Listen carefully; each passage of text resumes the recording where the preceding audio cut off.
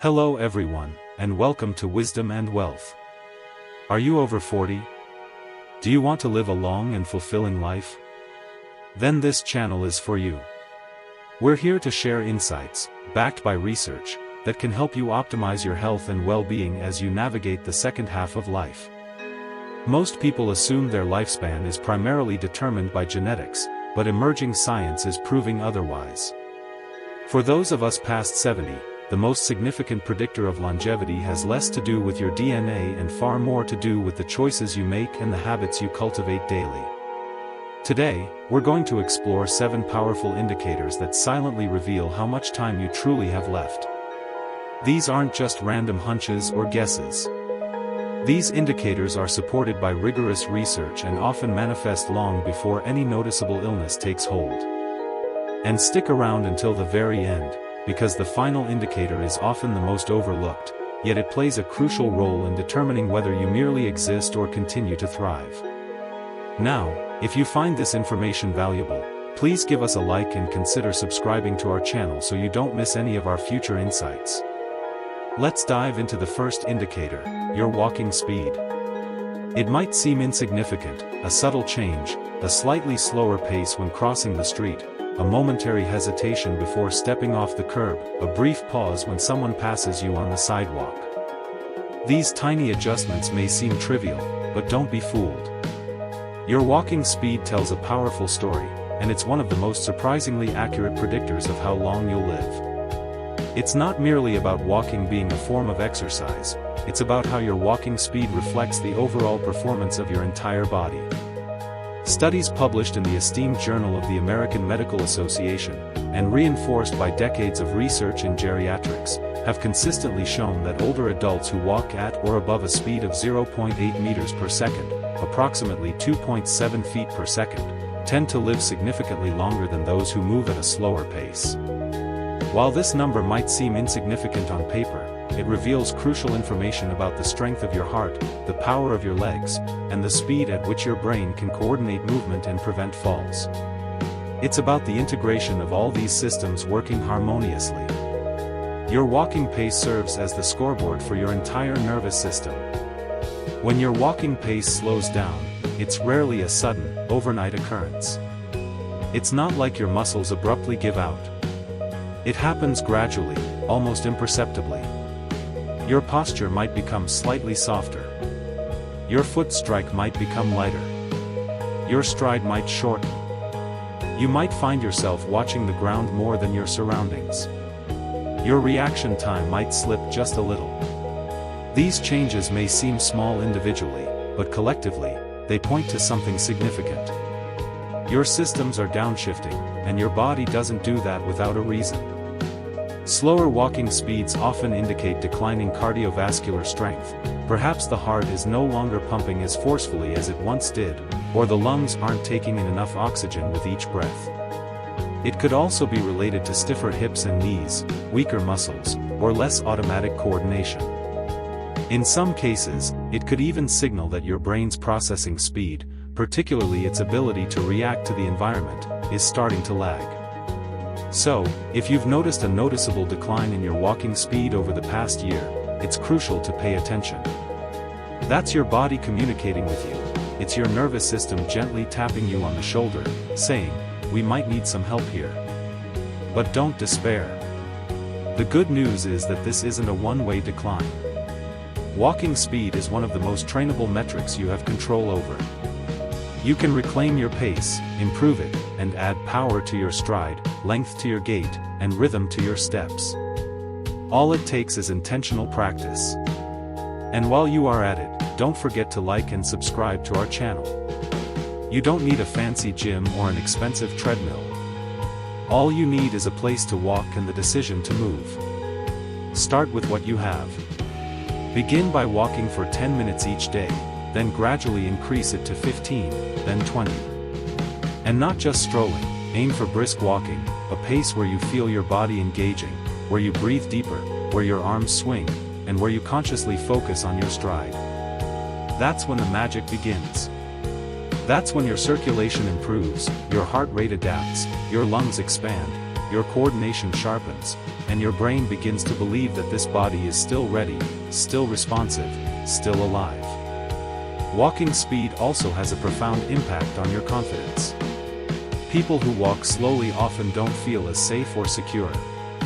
And when you don't feel safe, you tend to hesitate, look down instead of forward, lose your center, and shorten your steps. This creates a vicious cycle. Less confidence leads to slower movement, which leads to more fear, which leads to even less movement. But when you start walking briskly again, you send a powerful signal to your entire body: we've still got it. And that signal ripples into every aspect of your life. And let's not forget the emotional benefits of movement. A brisk walk doesn't just awaken your muscles, it clears your mind, releases endorphins, stabilizes your mood, and resets your perspective. Walking fast is one of the simplest and safest ways to feel alive again, to feel strong, and to remember what it means to move through the world on your own terms. If you've been told to slow down with age, I encourage you to challenge that notion. You don't need to sprint, you don't need to run. But you do need to keep your walking speed alive, because it's not just a pace, it's a lifeline. The body that walks slowly gradually becomes the body that sits more, rests more, avoids stairs, avoids errands, and avoids outings. But the body that moves quickly, even for just a few minutes each day, stays active, engaged, and independent. So, measure your pace, not with numbers necessarily, but with honesty. Can you walk across a parking lot without pausing? Can you keep up with someone 10 years younger than you? Can you finish a walk without feeling drained or sore? If the answer is yes, then protect that ability, train it, maintain it. If the answer is no, then rebuild it, slowly, steadily. Every step counts. Because your walking speed is not just a sign of how you move, it's a sign of how you live. Now, let's move on to the second crucial indicator: grip strength. It might seem like a small detail, your grip. The way your fingers hold a coffee mug, twist a doorknob, or tighten around a grocery bag. But what lies behind that grip is far from insignificant. In fact, your grip strength might be the most honest health test you'll ever take. It doesn't lie, it doesn't hide. It quietly reveals the truth about your heart, your brain, your nervous system, and your future, all through the strength of your hands. Research published in The Lancet, one of the most respected medical journals in the world, revealed a startling finding that even surprised doctors: grip strength is a stronger predictor of death than blood pressure. Yes, you read that correctly. The force in your hands, not your cholesterol, not your BMI, and not even your resting heart rate, can tell you more about your life expectancy than almost anything else. Why? Because grip strength isn't just about muscles, it's about connection. It reveals how well your brain communicates with your body. It shows whether your nervous system is still firing with precision, whether your vascular system is delivering nutrients to your extremities, and whether your body still responds effectively under pressure. Now, before moving on, don't forget to like and subscribe. A weak grip is never simply about weak hands. It's a sign that something deeper is slipping. The heart might not be pumping as forcefully, blood might not be circulating as effectively, muscle mass might be shrinking faster than it should, or the nervous system might be struggling to send clear signals. And when you start to lose that neural connection, that ability to hold, squeeze, and carry, the decline doesn't stop at the wrist, it moves inward. You begin to struggle with everyday tasks: opening jars, turning keys, holding a pen without dropping it, picking up a grandchild, carrying groceries. Even writing or buttoning a shirt can become frustrating. And most people tend to brush it off, attributing it to arthritis or simply getting older. But your body isn't giving up, it's asking for help. And that help comes through use, not avoidance. The good news is that you can rebuild your grip. You can bring strength back to your hands and, with it, reignite the entire system that controls motion and coordination, because your hands are the final link in a long chain: brain, spine, nerves, muscles, tendons, grip. When you strengthen that final link, you pull the entire chain tighter. You remind your body how to function as a cohesive unit. Start simple. Use a grip trainer, a handheld resistance tool that strengthens your forearms and fingers. Keep one next to your couch or in your car. Use a stress ball, squeeze it 10 to 15 times per hand each evening. If you're able, hang from a sturdy bar, even if your feet are still on the ground. Carry your own bags, even the light ones. Don't let others do everything for you. Reclaim the habit of using your hands actively, daily, and intentionally. Even small acts can help, squeezing a towel tightly when wringing out a cloth or opening a stubborn lid with both hands and a firm twist. These moments, if done often, retrain your muscles and reignite your nervous system. And what's truly amazing is that as grip strength returns, so does your confidence. Your posture improves, your walking gait becomes more grounded, and your balance stabilizes. You trust yourself more. And that changes how you interact with the world. People who feel strong in their bodies take more initiative, speak up, and move with intention. They participate in life instead of merely spectating. It's not about building bodybuilder-like hands, it's about maintaining your functional independence, the ability to lift yourself, support yourself, protect yourself, to know that if you trip, you can catch your fall, that if you carry a bag, your hands won't give out halfway, and that if something slips, you can grab it and not freeze. And there's one more crucial aspect that no one talks about: grip strength protects your brain. Cognitive studies have shown that people with stronger hands tend to have sharper minds because grip is a direct reflection of motor control, which is deeply connected to executive function, memory, and focus. So, yes, grip is about strength, but it's also about intelligence, awareness, stability, and longevity. If you've noticed your grip weakening, don't ignore it. That's not just old age, that's your system calling for attention. And the answer isn't more medication, it's more activation. Your body will respond, it always does. You just have to give it the stimulus it needs. Start today, pick something up and carry it a little longer. Squeeze, hold, hang. Train your grip and train your life back into your hands. Because strong grip equals a strong heart, a sharp brain, and a longer life. Don't let go of that. Now, don't forget to like and subscribe for more golden nuggets of wisdom and wealth. Now, let's explore the third vital indicator, your sense of purpose. There's something profoundly biological about purpose, something that extends far beyond mere motivation or mindset. It's not just about staying busy, it's not just about having goals. Purpose is the silent engine behind everything that works within your body. And when that engine goes quiet, everything else starts to slow down: your hormones, your brain function, your immunity, your balance, even your will to move. But when purpose is alive, truly alive, something within you stays lit, and that light protects you. We often think of purpose as something grand, a career, a legacy, a mission to change the world. But at this stage in life, purpose is often much simpler. It's about having a reason to wake up each morning. Something that makes you sit up in bed instead of staying there. Something that keeps your mind turning, your body moving, and your emotions engaged with the living world around you. It could be a person, a project, a quiet habit, a walk, a prayer, a daily promise to yourself. It doesn't matter what it is, it only matters that it exists. Because here's what the science reveals: people who have a clear sense of purpose tend to live longer.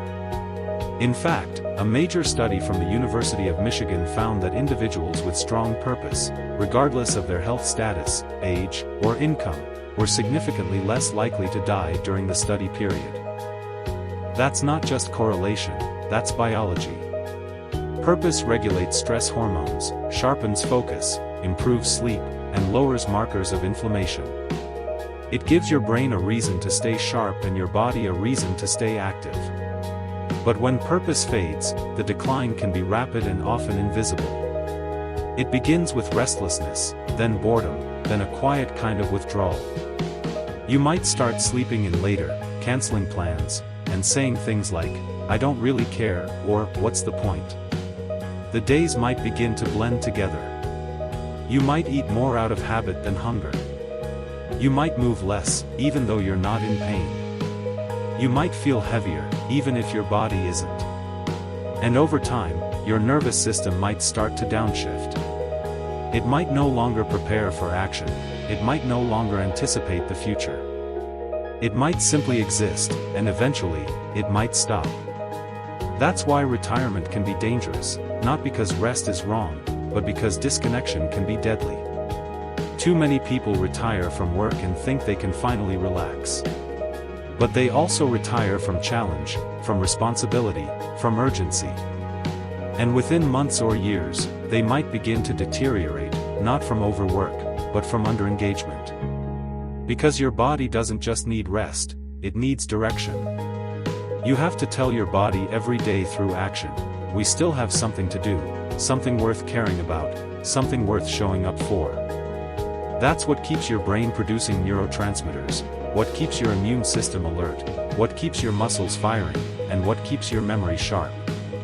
Purpose doesn't just keep you focused, it keeps you physically alive.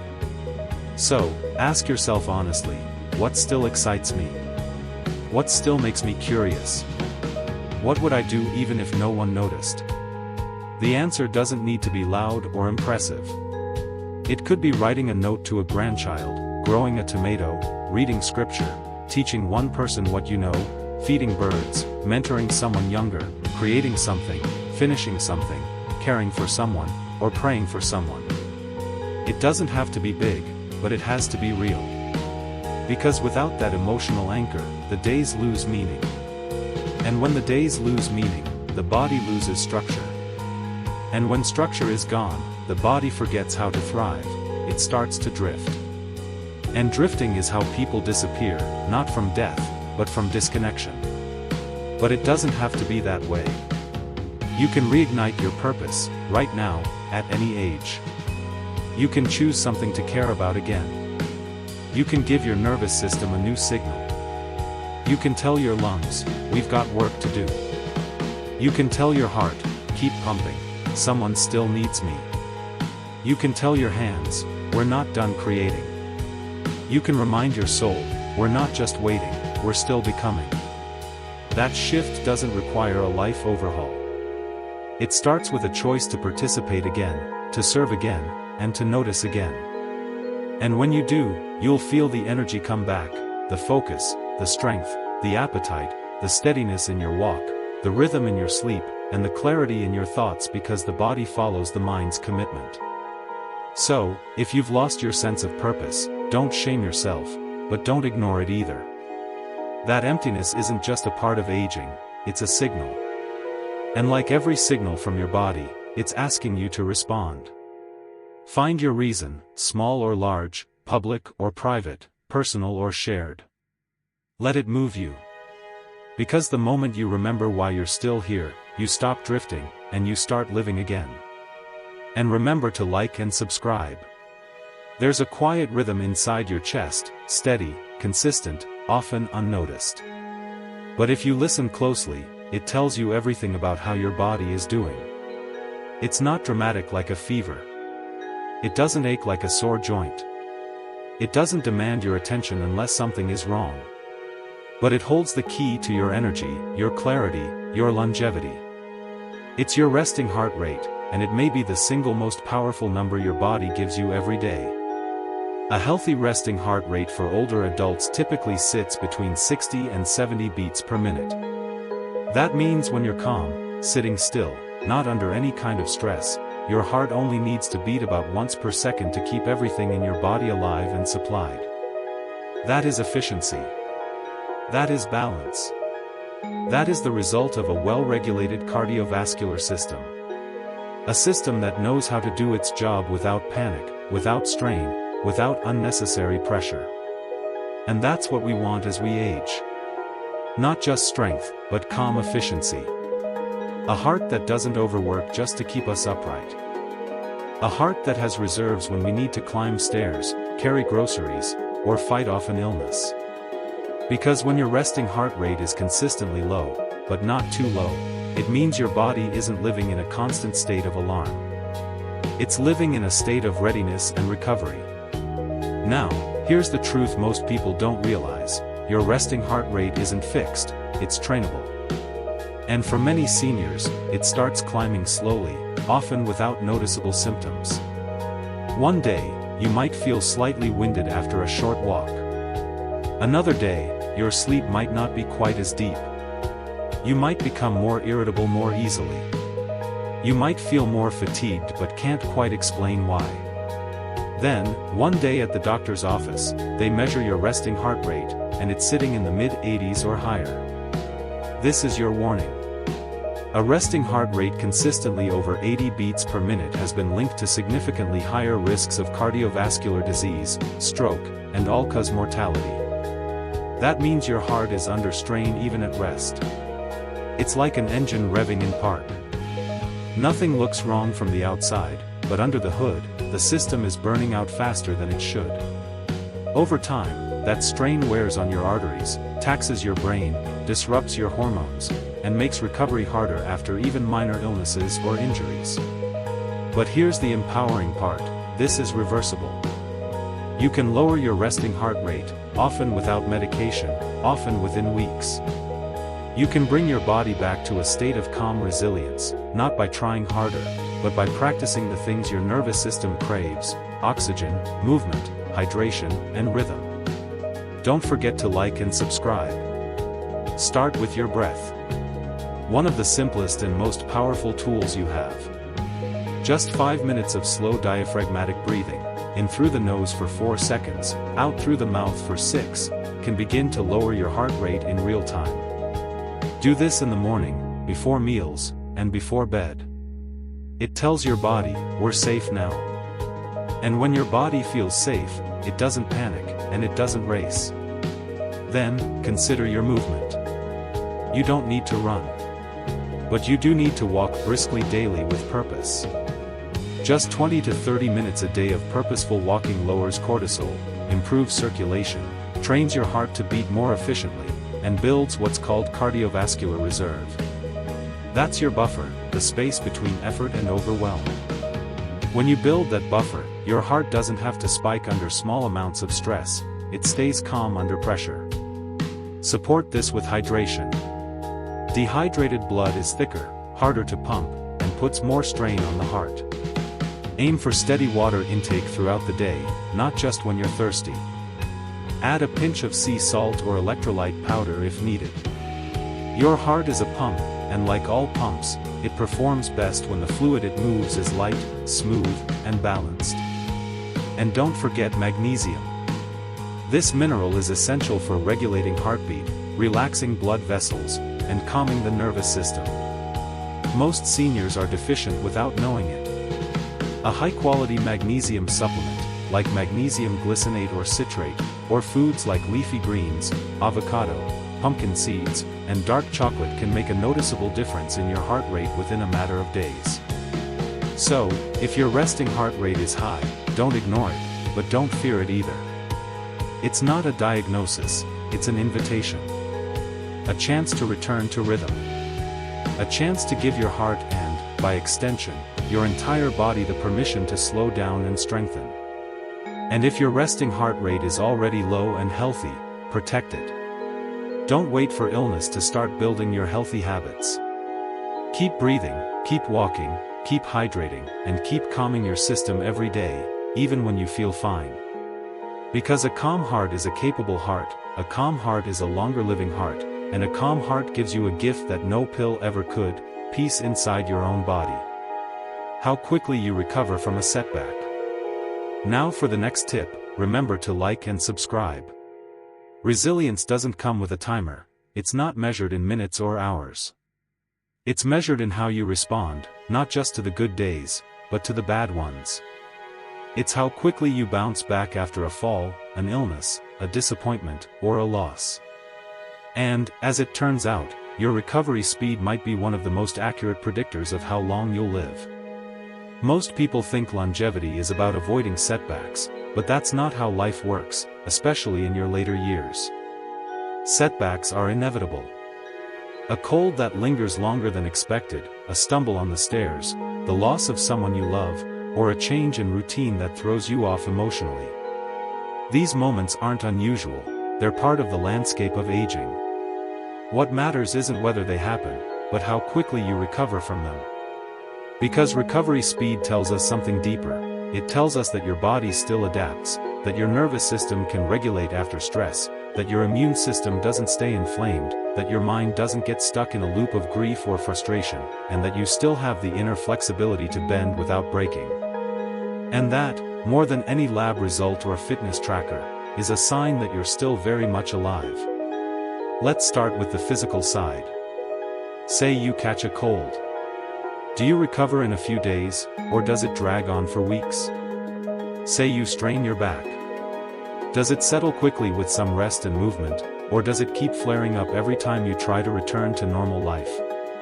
The older you get, the more these questions matter. Because delayed recovery isn't just about aging bones or a slower metabolism, it's about chronic inflammation.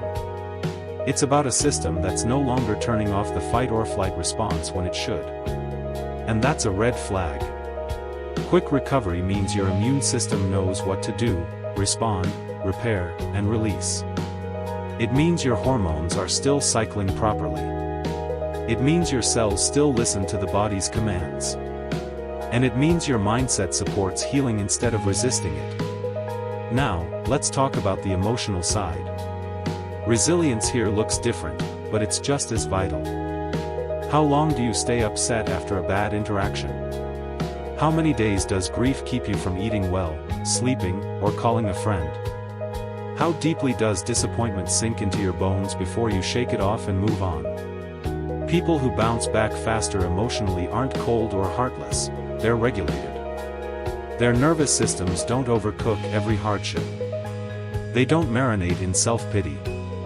They don't deny sadness, they move through it. That kind of emotional regulation is protective. It lowers cortisol, reduces inflammation, and protects memory and sleep. In fact, studies have shown that people who process grief more efficiently experience fewer long-term physical illnesses. Why? Because their system lets go.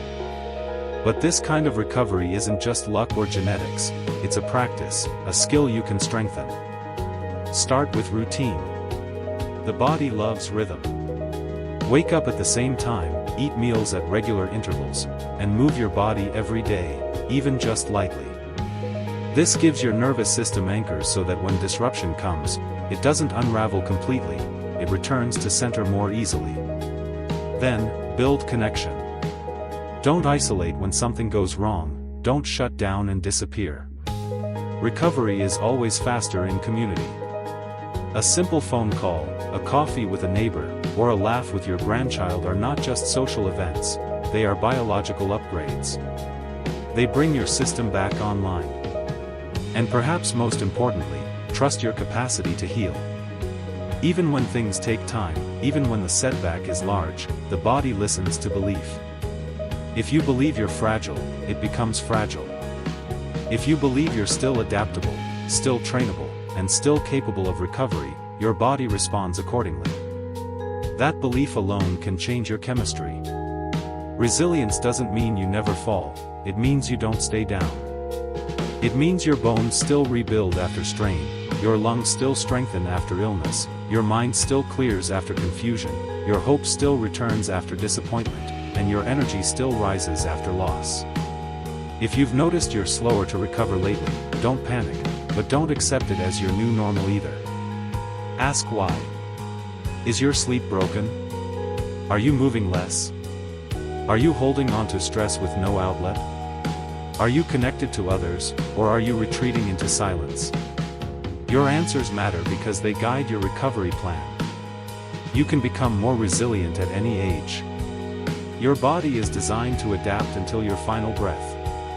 It may take more patience now, more intention, and more listening, but that power is still within you. So, the next time you face a setback, don't just endure it, watch how you rise. Because that's where your real age shows up, not in the mirror, but in your recovery time. Next up is your social circle. Loneliness kills. Research from Harvard confirms that social isolation is as dangerous as smoking 15 cigarettes a day. If you go days without talking to someone, if you feel invisible, or if you've withdrawn from regular connection, that's a silent risk. But even one deep, meaningful relationship changes everything. Make it a goal to talk, share, and listen daily. Social ties strengthen immunity, reduce depression, and increase lifespan. Finally, the last sign is your optimism. And if this channel has helped or resonated with you, please like and subscribe. This final one may surprise you. Seniors who believe their future will still bring joy, love, or progress live longer. Optimism isn't blind positivity, it's emotional momentum. It shows that your spirit hasn't given up. Studies from Yale show that people with a positive perception of aging live 7.5 years longer on average. That's not a placebo, that's biology responding to belief. Your future isn't written in your genetics, it's hidden in your actions. Each of these signs is not just a reflection, it's a choice. A signal from your body and your mind that tells you exactly what needs your attention. So, don't ignore them, start now. Because the secret to living long is living aware. And every day you stay aware is another day you stay alive. We hope you got real value from this episode, and we are looking forward to seeing you again on Wisdom and Wealth.